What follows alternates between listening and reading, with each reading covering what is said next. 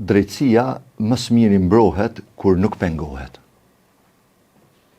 Dhe qeveria, ekzekutivi pra, dhe legislativi detyrë primare kanë që me sigurue pavarësinë e gjyqësorit, pavarësinë totale, direkte dhe indirekte, e cila bëhet duke mos i përzinë në punë, duke mos i thirrë në takime, siç po i thrasin gjyqtarë dhe prokurorë dhe tentojnë të themelojnë komunikime direkte, që është shumë e dëmshme, por mbi të gjitha me buxhet, duke i ofruar buxhetin e nevojshëm dhe duke i miratuar ligjet e nevojshme që ata t'i kenë në dispozicion.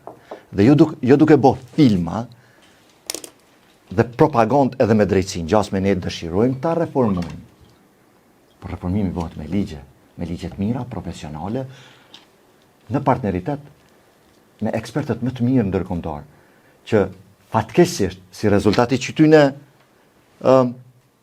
sanksioneve edhe ekspertiza ndërkombëtare ka shkuar në largim e sipër.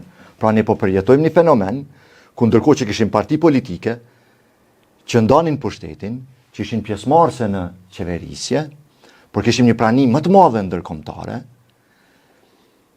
kemi rshit në një moment ku s'kemi prani ndërkombëtare, nuk kemi ekspertizë ndërkombëtare për të na ndihmuar në ligjbërje, në hartim të legjislacionit që është profesional dhe në standarde, në përputhje me standardet evropiane, një qeveri që edhe instrumentet ligjore i shndron në instrumente politike, siç është azam, çështja e konfiskimit dhe sekuestrimit.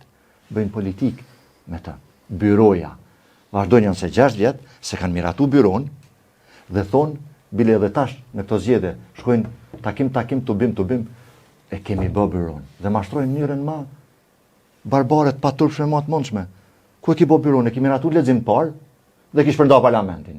Ajo kthehet në zero, sepse çdo ligj që nuk është miratuar nga kuvendi, pa më parasysh cilën procedurë është, siç shpërndahet parlamenti, kthehet në zero. Legjislatura e re nis për fillim. Në zero. E para, pra s'është miratuar.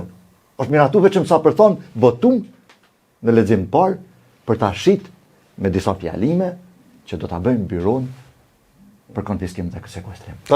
E dyta, edhe draft që kishin miratuar ishte skandaloz. Ishte i keq si instrument politik për të godit kundërshtarët, për të ngjallë frikë të kundërshtarët politik.